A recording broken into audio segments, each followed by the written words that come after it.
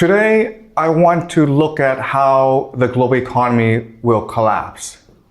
Specifically, how the US economy will collapse because of this war. Now, the argument I want to make to you today is that financial collapse do not happen accidentally or naturally. It has to be engineered. And this is a very hard concept for us to understand, okay? So in economics, there's something called the boom-bust cycle. Which basically states that in capitalism, you have the economy booming, then suddenly, for whatever reason, it collapses, okay? It's called a boom-bust cycle. And the idea is that if you study economics, they teach you that this is just a natural part of capitalism because in good times, people spend too much money. They become overconfident. And so then they waste a lot of money and then it collapses. The economy turns bad. And so you have to focus on being more lean and efficient and resilient. So think of, gaining weight, okay? You gain too much weight and then you feel bad, so then you lose weight. And that's the idea of the boom-bust cycle. The problem, though, is that no one can explain properly how and why suddenly the bubble pops, okay? What is the mechanism or trigger for the collapse? If you study economics, you will never ever know the answer. So we are going to focus on speculation today, okay? So again, the internet knows this, but I've never studied economics. I don't know much about economics, but I'm curious as to why this happens, okay? Why is it that bubbles pop? How do economies rise and fall, okay? So I'm not an expert. I'm not even a professor. Yes, I understand. But what I do is I engage in speculation for fun, for entertainment, okay? So just see this as a fun class where we're gonna explore some fun topics that have no scholarly basis, okay? All right? So just keep this in mind, guys. All right, so let's look at very quickly the main explanation for why booms and busts happens. And this is from Andrew Ross Sorkin, who is probably the most influential financial journalist in America. And he wrote a book called 1929, which looks at the stock market collapse of 1929, and he offers a very good explanation as to why it happened. Okay, so Amber, could you read for me, please? Of course. Lengthy, uninterrupted booms like the one in the 1920s produce a collective delusion. Optimism becomes a drug or a religion or some combination of both. People lose their ability to calculate risk and distinguish between good ideas and bad ones. Okay, so again, this is a standard explanation for why there's a bubble burst, because it's delusional and then it's like you fly too high, okay? But you're not supposed to fly, so then you fall down to the ground eventually. It's just gravity, okay? The idea of gravity. But what I want to show you today is there's actually another explanation, which is this is all being engineered. There are people behind the scenes who have the power to cause economies to rise and to fall, okay? So let me give you an example of this. All right, let's just say you're a bank. All right, you're a bank.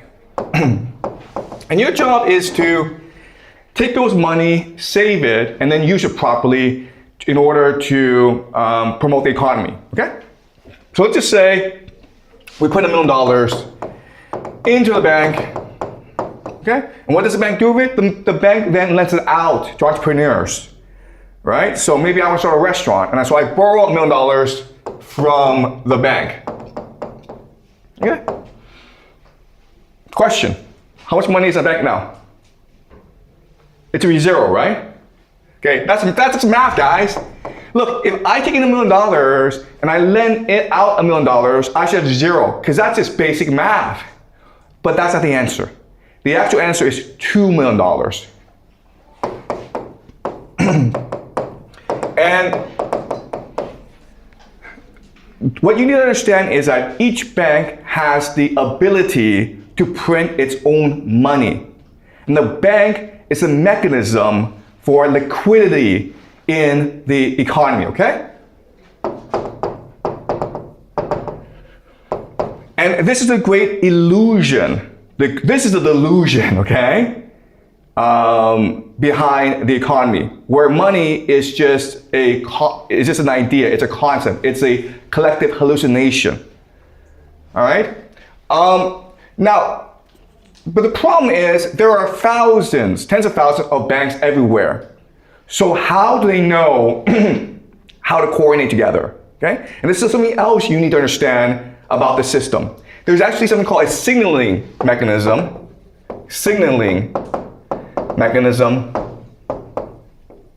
Okay? So all these banks are separate, but they are linked together into something called a central bank. Okay? A central bank. And what does the central bank do? The central bank signals whether or not to lend money or not to lend money. And this mechanism is called the interest rate. Okay? Now, again, if you study economics, what they will teach you is that depending on the interest rate, if it's low, maybe 1%, or 5%, or high 5%, then that will determine how consumers behave. If the interest rate is 1%, what this means is I can go to the bank, get money, and buy a house, right? If it's too high, 5%, then I don't want to go to the bank to buy a house. And this is what you're taught in economics class. But there's actually another explanation, which is the interest rate is not to signal consumers or homeowners to buy, but rather for banks to lend or not. Okay, does that make sense?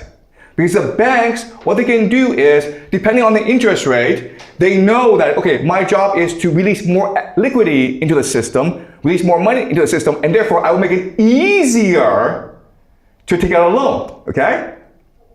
But if the interest rate is high, then I know, okay, I must not release too much liquidity in the system, therefore I will make the loan application hard, okay? So, in other words, the interest rate is not set in order to guide consumer behavior. It is set in order to coordinate liquidity in the marketplace. Okay, does that make sense? Okay, so these are two very curious aspects of this system that people don't really understand. So, in order to understand the system, I will explain to you how the world works, okay? And I explained this before, but I want to summarize and apply it to this scenario, okay? So the first thing to understand is that we live in Plato's cave. Okay? Meaning that we're all chained to the floor and we're all watching a screen. And behind is this great fire where the elite create puppets so that we can collectively hallucinate our own reality. All right? And this mechanism that allows us to coordinate our imagination is, of course, called money.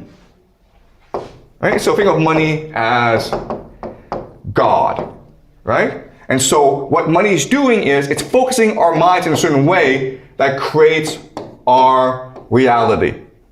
All right? So remember this idea and keep this in mind.